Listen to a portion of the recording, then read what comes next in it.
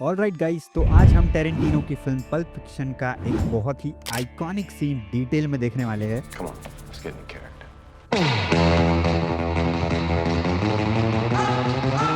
तो शुरुआत में हम मिलते हैं जूल्स और विंसेंट से, जो कि क्रिमिनल है। लोगों को मारना इनके लिए कोई बड़ी बात नहीं है, ये इनकी डेली लाइफ है। लेकिन क्राइम करने से पहले ये लोग बिल्कुल नॉर्मल है। आर्ग्यू करते हैं, हंसते हैं, एलिवेटर के लिए रुकते हैं, एक दूसरे का मजाक उड़ाते हैं। और इसी कॉन्वर्सेशन के बीच में हमें हिंट्स दिए जाते हैं कि आगे कुछ वायलेंट होने वाला है। This is the door. There it is.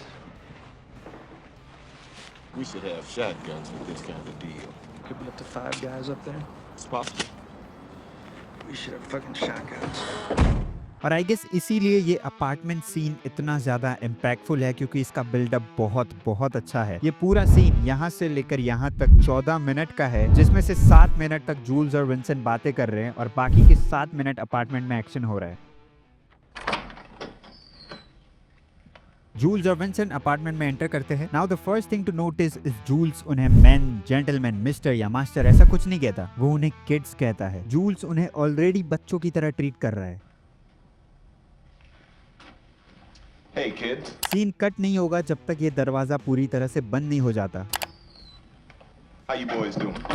Suggesting कि अंदर जो लोग हैं वो बाहर नहीं भाग सकते। और स्टेजिंग देखो, जूल्स सबसे ऊपर है, मतलब वो पूरे सीन का इंचार्ज है। और जब भी हम ऐसा लॉन्ग शॉट देखेंगे, जूल्स हमेशा फ्रेम को डोमिनेट करेगा। नाउ जूल्स इन्हें चिल करने के लिए कहता है। Hey, keep chilling. अगेन यहाँ पर जूल्स अपनी पावर दिखा रहा है और जूल्स बहुत ही स्मार्टली इस बंदे को डिफेंसलेस कर देता है। मतलब इस पोजीशन में वो क्या ही कर लेगा। और इसी टाइम पर विंसेंट अपार्टमेंट की दूसरी तरफ चला जाता है। Yeah, I remember. Good. Jules और विंसेंट दोनों ने उन्हें आगे और पीछे से ट्रैप कर दिया है। थ्रू आउट द सीन हम देखेंगे ब्रेड के पीछे हमेशा विंसेंट रहेगा, मतलब खतरा उसके सर पर ही है। जूल्स यहाँ पर एक क्वेश्चन करता है। You know who we are? You do remember your business partner, don't you? Now आप एक बात नोटिस करना कि जूल्स इस पूरे अपार्टमेंट सीन में बहुत सारे सवाल पूछता है। वो टोटल 26 क्वेश्चन पूछता है। You're Brett, right? Yeah. You remember your business partner, Marcellus Wallace, don't you, Brett? मतलब वो सामने वाले को इंटरोगेट कर रहा है। ऑल्दो जूल्स को सारे क्वेश्चन के आंसर्स ऑलरेडी पता है। ऑफ कोर्स इन लोगों को पता है कि मार्सेलस वॉलेस कौन है। जूल्स उन्हें पूछेगा कि तुम लोग क्या खा रहे हो, Looks like me and Vincent caught you boys at breakfast. Sorry about that.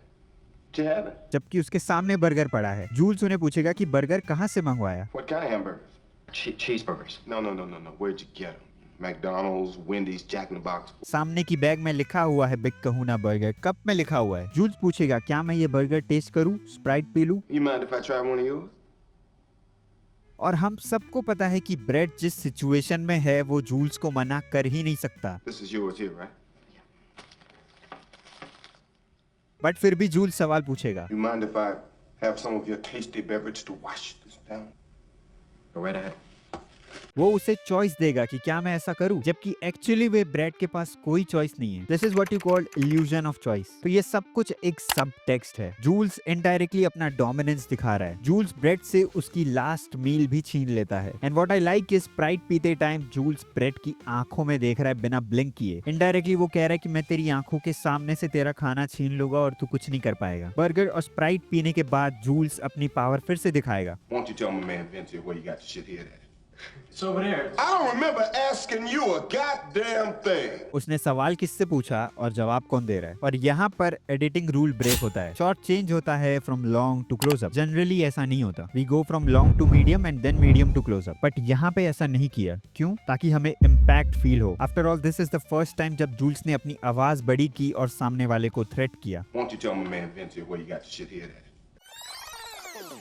और ये पूछते टाइम जूल्स उसे अपनी गन दिखाता है, जो गन उसी की तरफ पॉइंट कर रही है। अगेन वो उसे थ्रेट कर रहा है बट इनडायरेक्टली। तो ब्रीफ केस मिलने के बाद अब ब्रेड बोलना शुरू करता है, कॉन्वर्सेशन में आने की कोशिश करता है ताकि वो जूल्स से इक्वल हो सके। और वो ये लिटरल वे में करता है, जूल्स के सामने खड़े होने की कोशिश करता है। बट जूल्स ऐसा नहीं होने देगा। Which takes me back to the conversation between Michael and Fredo in Godfather Part 2, जहाँ पर माइकल ऑब्वियसली पावर में है and Fredo is the one जो माइकल के सामने खड़े होने की कोशिश करेगा, बट माइकल ऐसा नहीं होने देगा। You're nothing to me now. तो यहाँ पे भी कुछ ऐसा ही हो रहा है and suddenly out of nowhere Jules इस बंदे को शूट कर देता है। अगेन यहाँ पर एडिटिंग रूल ब्रेक होता है, we go from wide to close up ताकि हमें सीन इम्पैक्टफुल लगे क्योंकि सडनली जूल्स ने एक बंदे को शूट कर दिया है। Really, I never. Oh, I'm sorry. Did I break your concentration? और जैसे ही जूल्स इस बंदे को मारता है यहाँ से वायलेंट पार्ट शुरू होता है। अब जूल्स फ्रेंडली एक्ट नहीं करेगा जैसा वो शुरुआत में कर रहा था, अब वो सच में डराएगा। अब यहाँ पे भी राइटिंग बहुत अच्छी है। एज यूजुअल जूल्स यहाँ पे भी क्वेश्चन कर रहा है लेकिन अब वो डिफिकल्ट क्वेश्चन पूछेगा। पहले वो पूछ रहा था लाइक क्या कर रहे हो, खाना खाया, क्या खाया, कहाँ से मंगवाया, एक्सेट्रा एक्सेट्रा। लेकिन अब वो ऐसे सवाल पूछेगा जिसका आंसर बहुत मुश्किल है। What does Marcellus Wallace look like? What country you from? What ain't no country I ever heard of? They speak English and what? Describe what Marcellus Wallace looks like. Jules उसे gun point पर रख के कहता है कि what नहीं बोलना है। और यहाँ पे हम देख सकते हैं ब्रेड जूल्स और विंसेंट दोनों के बीच में फंसा हुआ है और जूल्स जानबूझकर ऐसे सवाल पूछेगा कि उसके मुंह से वॉट निकल जाए क्योंकि ब्रेड कंप्लीटली पैनिक में है, वो गन पॉइंट पर है, उसे भी नहीं पता वो क्या बोलने वाला है। और इसीलिए जब वो लास्ट टाइम वॉट बोलता है तो सीन कट होता है to extreme close up. Does he look like a bitch? What?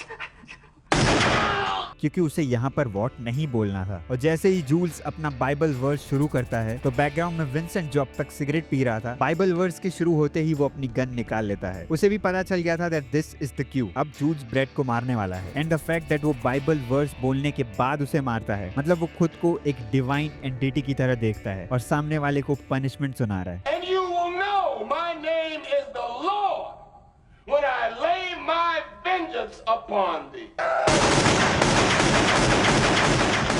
Okay that's it guys, subscribe कर लेना क्योंकि अगली वीडियो में हम टेरेंटिनो की ही फिल्म इनग्लोरियस बास्टर्ड्स के बेसमेंट सीन को डिटेल में देखेंगे। बहुत मजा आएगा। So subscribe and stay tuned for the next one. ਗੱਲ ਸੁਣ ਮੇਰੀ ਸੱਜਣਾ, ਕੰਨਾਂ ਵਿੱਚ ਵੇਦਾ ਵੱਜਣਾ, ਲੋਕਾਂ ਦੇ ਪਿੱਛੇ ਤੂੰ ਲੱਗਣਾ।